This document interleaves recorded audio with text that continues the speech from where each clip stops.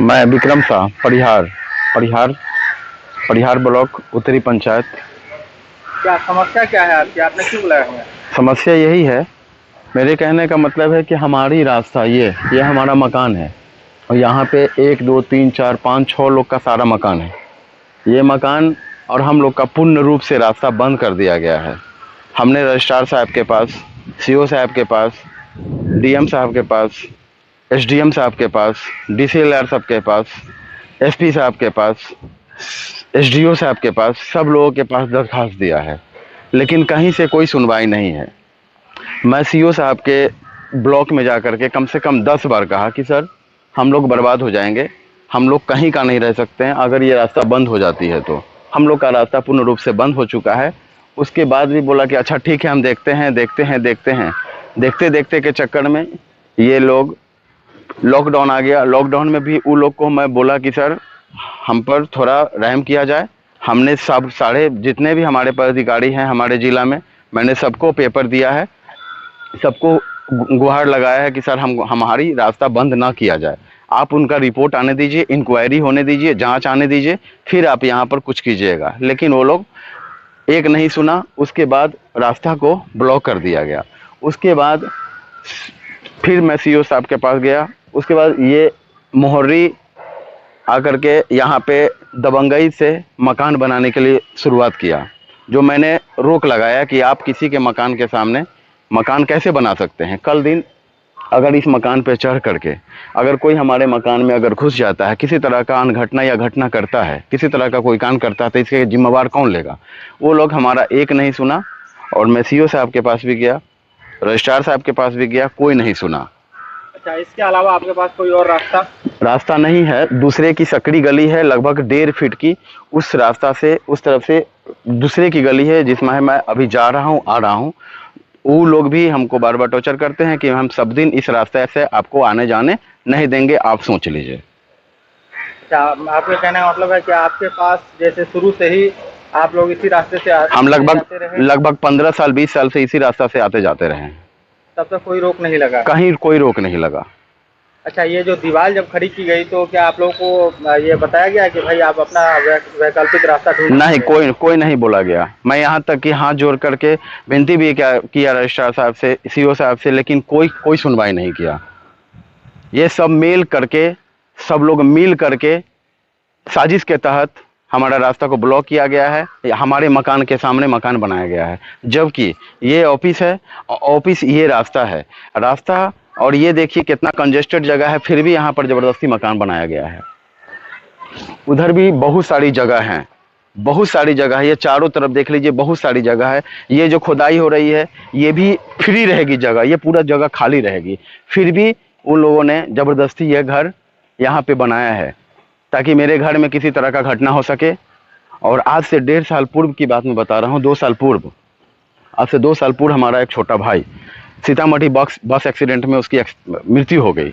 उस टेंशन से हम, मेरे बाबूजी, हमारी माँ खुद परेशान हैं, और वह सदमा अभी तक हम लोगों ने भूला नहीं है। और दूसरा सदमा ये हमको मिला है,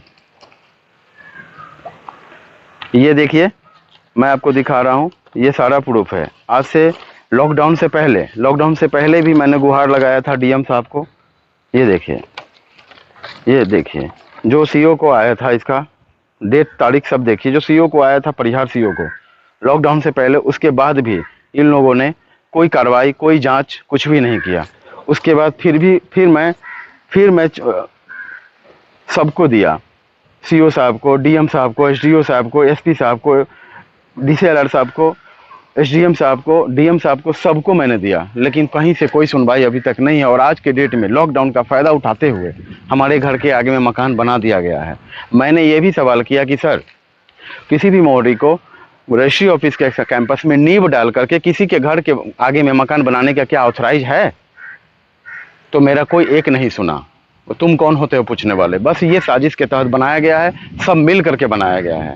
कैसे मिल करके बनाया गया है हमें ये नहीं पता, लेकिन मेरे साथ बहुत गलत हुआ है।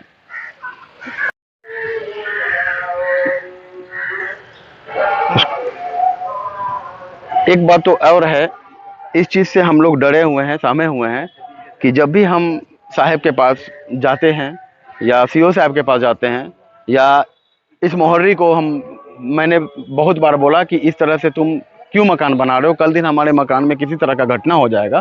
क्योंकि ये रजिस्ट्री ऑफिस है, रजिस्ट्री ऑफिस में 27 पंचायत का लोग आते हैं रजिस्ट्री ज़मीन खरीदने और बेचने। उसमें सब तरह के लोग आते हैं, अच्छे लोग भी आते हैं, बूढ़े बूढ़े लोग भी आते हैं। किसकी नज़र कैसा है कौन जानता है। मैं साफ बार बार कहता रह गया साहब लोगों को, सीओ साहब को ये बोला कि सर ये गलत हो रहा है, मेरे घर में किसी तरह का घटना हो सकता है, लेकिन कोई नहीं सुना। तो आपका यही मकान हाँ है यही आपका? मकान है जी जी। और इसके अलावा कोई रास्ता आपके पास नहीं है, आपके पास भी कोई रास्ता रास्ता नहीं है। उधर दूसरा जब उसके साथ आते हैं तो बहुत बोलता उलता है, धमकी भी देता, कहता नहीं जाने देंगे। अच्छा, आप किसी के निजी जगह होकर के आ जाना है? जी जी जी। ये हमारे पड़ोसी हैं और मेरे जस्ट मकान के बगल में इनका मकान है। हम लोग सब परेशान हैं। मैं सीओ साहब के पास बार बार गया कि सर आप वहाँ जाइए, इंक्वायरी कीजिए। तो सिर्फ सीओ साहब यही हमको बोल रहे थे कि ये मेरा काम नहीं है, ये मेरा काम नहीं है। सीओ साहब और बीडीओ साहब हमारे पंचायत के गार्जियन होते हैं।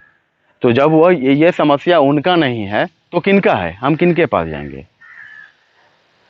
सिर्फ जो भी हुआ है गलत हुआ है।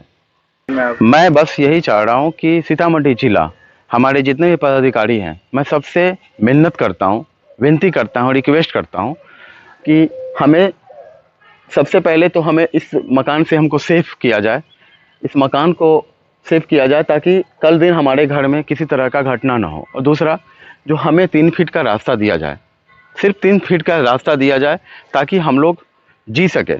अगर मेरे सीतामढ़ी जिला के जितने पदाधिकारी हैं, उनको अगर वो चाहते हैं कि हमारा परिवार या हमारे सीतामढ़ी जिला का नागरिक स्वच्छ खुश रहे और किसी तरह के उनको परेशानी ना हो, तो हम पे मदद किया जाए हमें, और हमें रास्ता दिया जाए।